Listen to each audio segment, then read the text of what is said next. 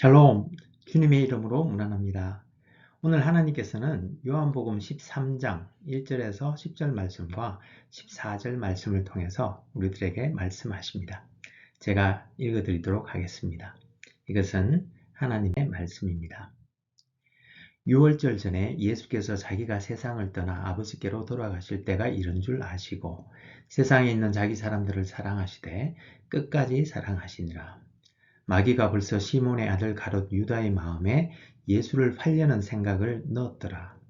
저녁 먹는 중 예수는 아버지께서 모든 것을 자기 손에 맡기신 것과 또 자기가 하나님께로부터 오셨다가 하나님께로 돌아가실 것을 아시고 저녁 잡수시던 자리에서 일어나 겉옷을 벗고 수건을 가져다가 허리에 두르시고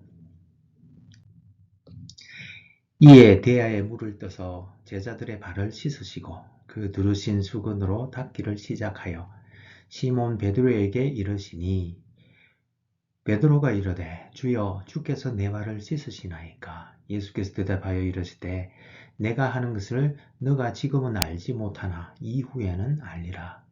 베드로가 이르되 내 발을 절대로 씻지 못하시리이다.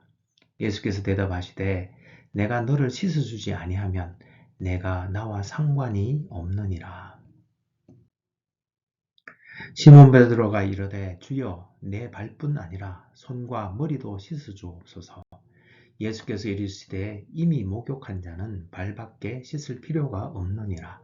온 몸이 깨끗하니라.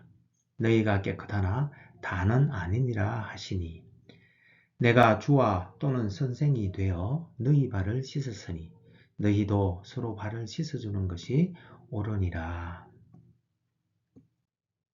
이것은 하나님의 말씀입니다. 다 같이 감사합니다. 하나님.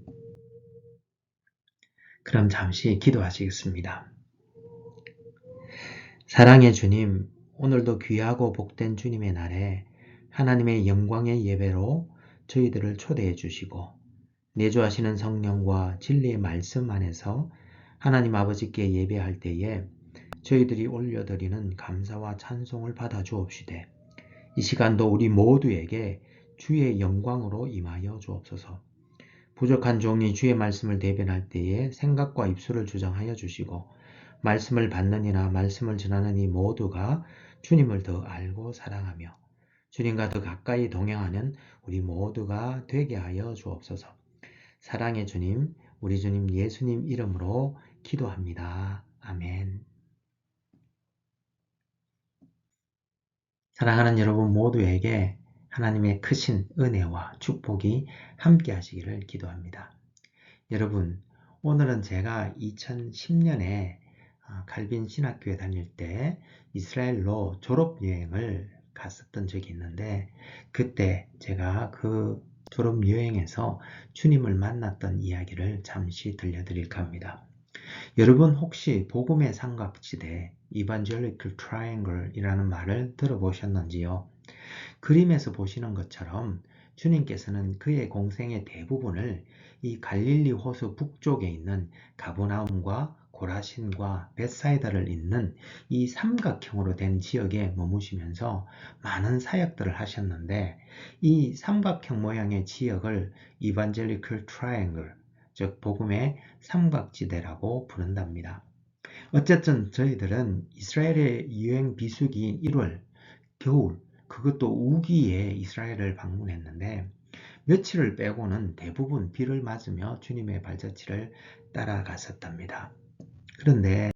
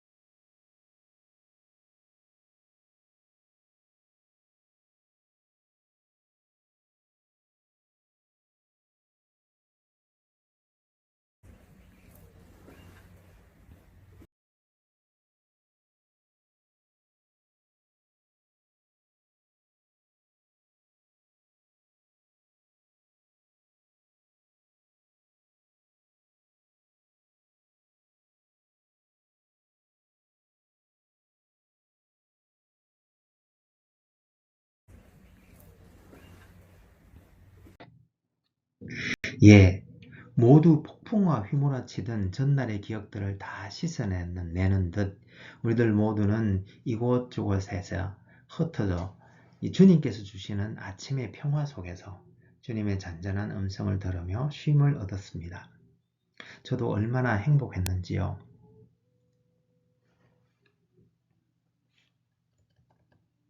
그리고는 떼어지지 않는 발걸음을 재촉하여 잠시 고라신을 돌아보고 벳사이다에 도착했는데 그곳에서는 이 산 중턱점에 그 당시 가난한 사람들이 살았던 이 돌로 된 집터 몇 개가 허망한 세월처럼 우리를 반겨주었습니다. 그런데 가이드분이 어제 그 갈릴리 바다를 건너지 못했던 것이 조금 미안했든지 아니면 이 아침에 방문한 이 벳사이다의 허망함이 너무 조금 미안했든지 어제 비가 많이 와서 물이 마침 불어난 요단강도 한번 둘러보고 이 요단 강가에 휴식터가 있는데 그 휴식터에서 잠시 쉬다가 가면 좋겠다고 해서 우리들 모두는 그를 따라 이 산에서 내려갔는데요. 그런데 글쎄 평소에 별로 가지 않았던 길이었던지 이 가이드가 길을 잃고 헤매면서 아직 이곳저곳에 물 웅덩이가 가득 고여있는 흙탕길을 그것도 어제 내린 비와 아침 햇살로 습한 바람이 부는 길을 1시간 30분 정도 저희들이 헤매며 돌아다녔습니다.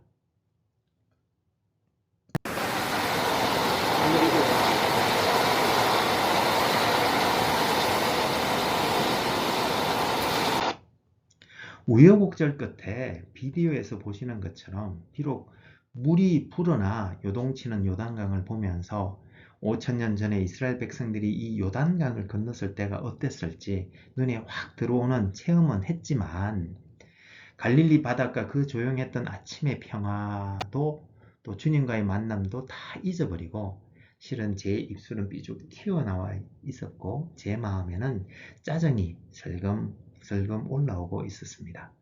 그런데 그 순간 갑자기 제 마음에 주님의 음성이 들리는 듯 했습니다.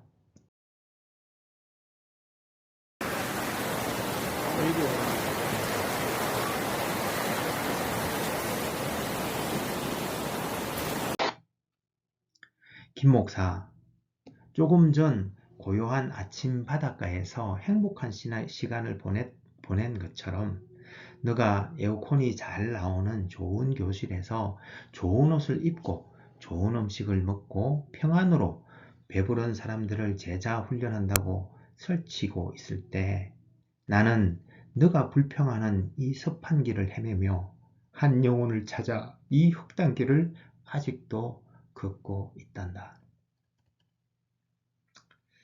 아, 주님, 사람들 앞이라 소리를 내지는 못했지만 제 눈에는 눈물이 흘러내렸고 제 가슴에는 뜨거운 것이 올라와 제 목이 메었습니다. 그동안 제가 했던 제자 훈련들이 과연 어떤 것이었나 되돌아보게 되었고 오히려 주님께 죄송한 마음이 들었으며 그날 이후 주님께서 하시는 제자 훈련에 대해 새로이 눈을 뜨는 계기가 되기도 했었습니다. 사랑하는 여러분, 주님의 제자로 살아간다는 것이 과연 어떤 삶을 의미하는 것일까요? 오늘 성경 본문에도 보니까 그런 이야기가 나오는데 같이 한번 보시면서 은혜 나누기를 소망합니다. 여러분, 오늘 본문은 예수님께서 잡히시기 전 바로 그 전날 밤에 자기의 때가 이런 것을 이미 아시고 그의 제자들을 사랑하시되 끝까지 사랑하셔서 돌아가시기 전 마지막 밤 그들과 함께 저녁 식사를 나누셨습니다. 저는 이 밤을 생각할 때마다 주님께서 진짜 식사나 제대로 하셨을지 실은 온 세상의 죄와 종교가 또 정치가 십자가에서 무너져 내리는 그 바로 전날 밤에 그 온 무게를 짊어지시고 제자들과 함께 하셨던 이 마지막 만찬에서 우리 주님은 음식이나 제대로 입으로 넘어가셨을지 하여간 주님께서는 식사 중에 일어나 제자들의 발을 하나하나 씻겨 주시고 성찬을 제정해 주셨으며 유다와 베드로가 배반할 것을 예언해 주신 후 서로 사랑하라는 새 계명을 주셨습니다. 그 다음에는 여러분들도 잘 아시는 14장에서 17장까지 나오는 예수님의 마지막 고별 설교와 대제사장적 기도가 있는데요. 이 내용들은 다음에 좀 더 상세하게 다루기로 하고 오늘은 특별히 이 제자들의 발을 씻겨주신 내용을 살펴보면서 그 의미를 생각해보고 함께 은혜 나누기를 소망합니다. 먼저 한 가지 질문을 하고 싶습니다. 혹 우리들이 다른 사람들을 섬긴다라고 하면 어떤 것이 먼저 떠오르시나요? 또 어떻게 섬기는 것이 떠오르시나요? 예, 그 사람이 하는 일을 같이 도와준다. 그것도 방법이 되겠습니다. 혹은 열심히 일하는 분을 격려해 준다. 네, 좋습니다. 그런데 오늘 예수님께서는 제자들에게 서로 발을 씻겨 주라고 하시는데 이 섬기는 것과 발을 씻겨주는 것은 무슨 관계가 있을까요? 그리고 왜 하필이면 발을 씻겨주라고 하셨을까요? 발을 씻겨주는 섬김은 어떤 섬김을 염두에 두고 하신 말씀일까요? 심지어 발을 씻겨주시지 않으시면 너가 나와 상관이 없다고까지 말씀하셨는데 왜 그러셨을까요?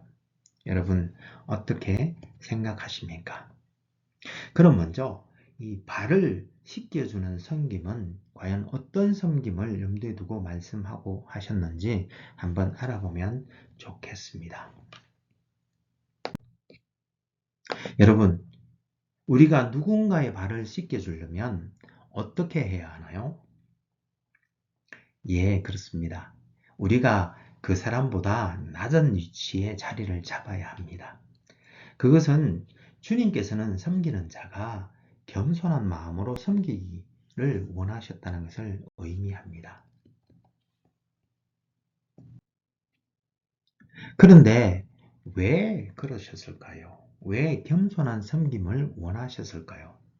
예, 그것은 주님께서 빌립보서 2장 6절에서 8절에서 말씀하시듯 근본 하나님의 본체시나 동등됨을 취할 것으로 여기지 않으시고 자기를 비어 종의 형체, 즉 인간의 연약함을 입으셨으며 그리고 스스로를 낮추셔서 죽기까지 순종하셨던 것처럼 우리도 그렇게 스스로를 낮추어 주님과 같이 겸손히 섬기기를 원하셨는데 그 이유는 바로 마태복음 11장 29절에서 나는 마음이 온유하고 겸손하니 나에게 와서 배우라고 말씀하셨던 것처럼 실은 이 겸손한 섬김을 통해서 우리가 먼저 주님의 겸손을 배우기를 원하셨기 때문이었습니다. 그리고 두 번째로 이 겸손한 섬김을 하라고 하신 이유는 CJ 마하니라는 분이 그의 책 Humility, True Greatness 에서 겸손한 사람만이 사람 안에서 일하시는 하나님과 그의 은혜를 보고 증거함으로 그의 변화를 도와줄 수 있다고 말했던 것처럼 이 겸손한 섬김만이 다른 사람의 성장을 도와줄 수 있기 때문이었습니다. 그렇습니다.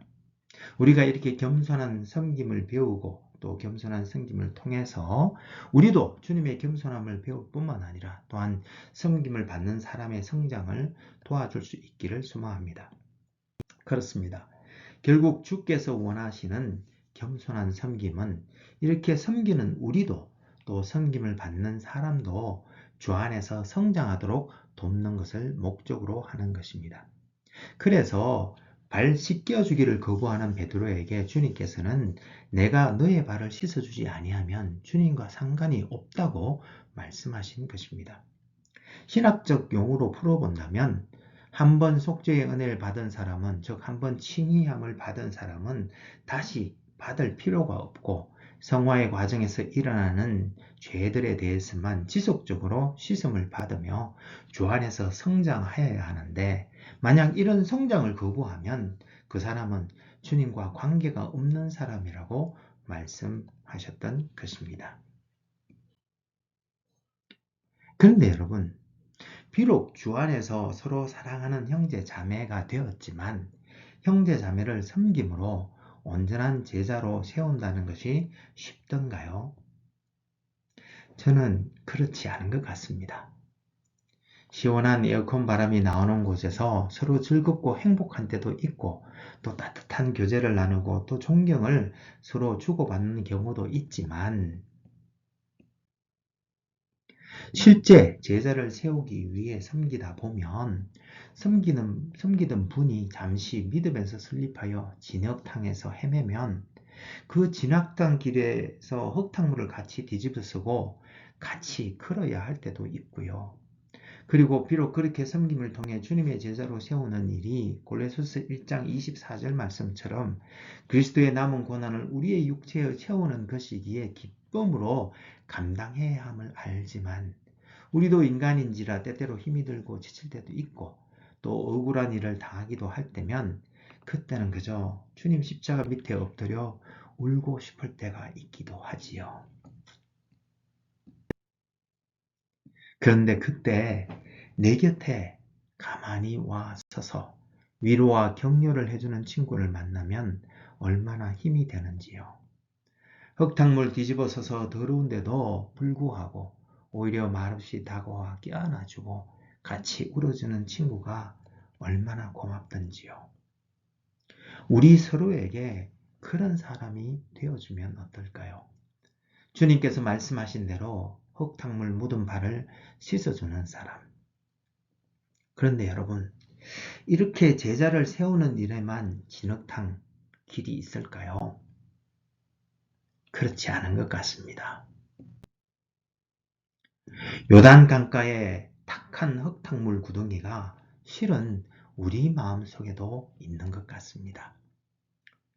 우리 크리스찬들은 내주하시는 성령님께서 죄의 사슬에 매인 옛사람을 십자가에 못 박고 또 새 사람으로 거듭나게 해주셨지만 도르트 신경에 나오는 것처럼 우리 마음 깊은 곳에는 여전히 우리의 죄성이 남아 우리를 괴롭히며 때때로 우리의 마음에 흙탕물을 일으키기도 하는 것 같습니다. 그런데 그때 누군가 주님처럼 다가와 그 흙탕물 가득함을 나무라지 아니하고 흙탕물 가득한 또 가득 묻은 나의 발을 씻겨준다면 얼마나 고맙고 감사할까요? 우리의 죄성은 분명 주님께서만 씻어내 줄 수 있으시지만 그러나 그렇게 흙탕물이 튀어 아픈 마음은 우리가 서로 공감해주고 또 함께 눈물 흘려줄 수 있지 않을까요? 저는 그것이 주님께서 서로의 발을 씻어주라고 하신 또 다른 의미라고 생각합니다. 사랑하는 여러분, 이 다음 구절에서 주님은 서로 사랑하라는 계명을 주셨습니다. 그런데 서로 사랑한다는 것은 어떤 모습일까요? 무슨 젊은 남녀가 사랑의 스파크가 튄 것처럼 그런 뜨거운 열정적인 사랑을 하라는 말씀일까요? 무슨 회사 동료처럼 의리로 똘똘 뭉쳐진 그런 동지애가 넘치는 사랑을 하라는 말씀일까요?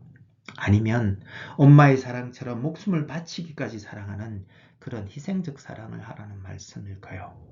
저는 저희 모두가 그런 사랑을 다 할 수 있으면 좋겠습니다.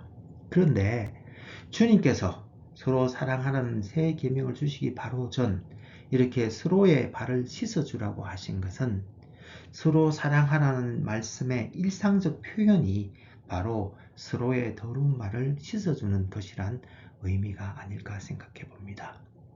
우리 속에 남아있는 죄성 때문에 몸부림치다 때때로 무력감에 지쳐 흙탕길에 널브러져 있을 때 또 서로를 섬기다 지치고 번아웃되어 만신창이가 되어 진흙탕길에 널브러져 있을 때 누군가 조용히 나의 곁으로 다가와 나의 발을 씻겨준다면 그것이 주님께서 말씀하시는 섬김이고 또 주님께서 말씀하시는 사랑은 아닐까요? 사랑하는 여러분, 우리 공동체가 그런 사랑의 공동체가 되었으면 좋겠습니다. 다들 능력이 출중하신 분들이시기에 모두 각자의 자리에서 성공도 하고 주님의 축복을 넘치도록 받으시지만 그렇지만 때때로 지쳐 있을 때 흙탕물이 묻은 채 망연자실 땅바닥에 지쳐 쓰러져 있을 때 그 자리에서 같이 눈물 흘려주는 그런 사랑도 할 줄 아는 사랑의 공동체가 되었으면 좋겠습니다. 우리 주님께서 보여주시는 사랑, 하늘 보좌 버리시고 우리가 있던 그 죄의 자리, 그 땅바닥 깊숙한 데까지 내려와 죄의 흙탕물을 뒤집어선 나를 안으시고 대신 십자가에 달려서서 피와 물을 다 쏟으신 그 사랑 때문에 또 그렇게 서로의 발을 씻어 주라 하시는 주님께서 그 사랑으로 여러분들을 초대하십니다. 여러분 그 초대에 응하시겠습니까? 그럼 같이 기도하면 좋겠습니다. 사랑하는 하나님 아버지, 주님께서 사랑하시는 저희 공동체를 사랑의 공동체로 세워주심에 감사를 드립니다.